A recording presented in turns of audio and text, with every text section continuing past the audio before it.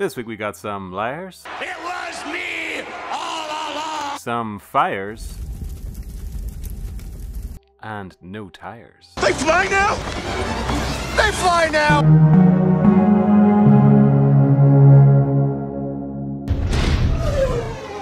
Captain, look! Hello there, I'm Darren. I'm Kat. And welcome to The Real Sequels, the series of events that happened after Episode 6 in the books, novels, and sometimes comics in the Star Wars Expanded Universe. Today we're opening with Chapter 25 of Dark Force Rising. We opened Chapter 25 in the most impressive casino on the galaxy. As he stood there in the ornate Tralla room of the Coral Vanda, Han understood why no one ever challenged that claim. He's obviously never met Qui-Gon Jinn. There's always a bigger fish. Casino. Ha! The room had at least a dozen sabacc tables scattered over its 3 half-levels. Not only that, but also a whole range of lugjack bars, treglag booths, and hollow chest tables, and even a few traditional horseshoe-shaped warp tops, favoured by hardcore Crinbids fanatics. That was a tongue twister. Those damn Crinbid fanatics. They ruined Crinbid. Sitting at the bar beside him, Lando pushes away his drink, asking, "What now?" Han looks back at him, convinced that the contact is here, somewhere. Lando, however, has resided in the thought that he was not there. Perhaps he's lost all his money and gone home. Han thinks they should keep searching. There was only one more room to go. A pointless exercise in Lando's opinion. Offering an alternative idea, instead of aimlessly wandering around in their search for the Katana fleet contact, they would instead plant themselves at a sabacc table and drop some serious money. Word will get round that there are some serious pikers ripe for the picking. If he's as good at bleeding money as Senna said, then he'll make his way to them to make some of it back. Han was surprised by the suggestion. Frankly, he had came up with the same idea a few hours before, but he didn't think Lando's pride as a professional gambler could take it. This new plan, however, seemed like a good one. Just before they could enact it, though, a sudden fragrance hit their nose. I think I know where this is going. Do you smell it? That smell. A kind of smelly smell. A smelly smell that smells smelly. Niles Ferrier, you son of a bitch. Indeed. Across from the bar was a still warm cigar with the old familiar scent. Looking across the room at the simmerglass exit archway, there he was, with another of his signature cigars between his teeth. He wants us to follow him, Han says. It could be a trap, warned Lando. Next move. Spring the trap. As they moved towards the archway, a deep-toned thud, like a distant crack of thunder, made the casino tremble. Then it was obvious. That was a turbo laser. And that means Ferrier's made a deal with the Empire. They head off, knowing what's at stake. If Ferrier finds a ship dealer first, then the war will be skewed in the favour of the Empire. Perhaps they can find him and get him out an escape pod before they're boarded. Before they could make it all the way to the archway, the room lit up with green light from the reef outside, with a thunderclap this time much closer, making the ship lurch. As Han stumbled, his arm was yanked and he was pulled off to the side down the corridor with his mouth covered, muffling his shout as he tried to call out.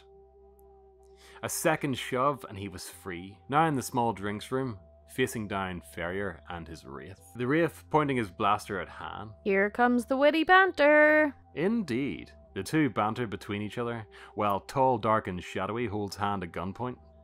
Han says it's not too late to make a deal. Ferrier responds that this is his deal. Why does he think he's here? Ferrier plans to keep Han here until the gunfire dies down. Lando, however, won't be so lucky. Ferrier, fed up with Lando constantly getting in his way, plans to make sure he is at the front line, trying to protect Captain Hoffner when the Coral Vanda gets boarded by the Empire. Solo decides that getting angry wasn't going to help Lando. He instead tries one last-ditch attempt to talk his way out of it. He offers to make Ferrier rich, doubling whatever the Empire is paying him. Ferrier brushes off the attempt and leaves. Han then makes the same offer to the Wraith, who merely shows his teeth. Right, he thinks. The Coral Vanda can't take much of this pounding. There's just enough time for him to escape. Segway! Then we switch to the control room of the Chimera, its turbo lasers firing again. Pillion comments that the Coral Vanda is stubborn. Thrawn, however, says that they're gamblers. They will gamble on the strength of their shields, while they look for an alternative. And what alternative could they possibly have, replies Pillion. I mean, you'd think Pillion would learn his lesson by now. Apparently not. No. So, Thrawn saunters up to the terminal and gives it a tap. Suddenly, a small white circle reveals a reef that the Coral Vanda is heading for. There, they'll have a chance of evading them, at least for a time. Thrawn then changes tactic in reaction, aiming now for the mouth of the cave with a slight hint of regret, as the archways of the reef were beautiful, a piece of art created by non-sentient beings, and he didn't get a chance to study it. Thrawn says, "You may fire when ready." Back with Han, in the drinks room, as another thunderclap was heard and the ship lurched to the side, Han takes his chance, as he's thrown back into a bunch of crates. He throws one straight at the Wraith. The box hits true, then the Wraith stumbles backwards onto the floor. Han grabbed his blaster that had spun towards him. The floor now wet with Menkoro whiskey. "Hold it!" Han snapped in vain, as the Wraith came barreling towards him. Rather than shoot him dead, Han shoots the floor, igniting the whiskey. And with its momentum, the Wraith crashed into the wall, pouring waterfalls of alcohol on top of it. Han shoots again, and the waterfalls ignite, giving Han enough time to get out and jam the door shut with blaster fire. The Coral Vanda now surfaced. Lando was trying unsuccessfully to get help from the crew who were busy setting up defenses. Eventually, he has a quick brush with Ferrier and his crew, rushing an unidentified man down the corridor with a flurry of blaster fire. Lando ducks for cover and Ferrier disappears down another corridor. Just then, Han rounds the corner and brings him up to speed. Just then, the two hear the distant blaster fire of stormtroopers.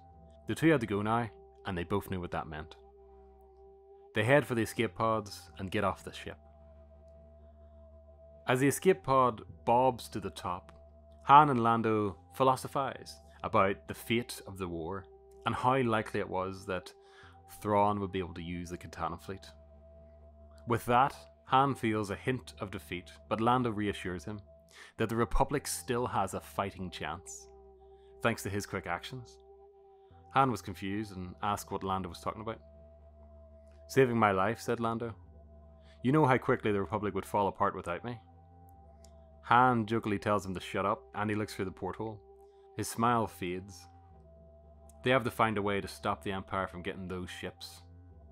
Somehow. No, you shut up.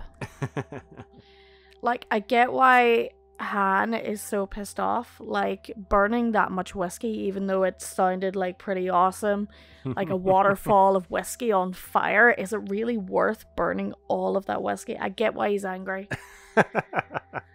Yeah. I don't even know if it's a good whiskey, though.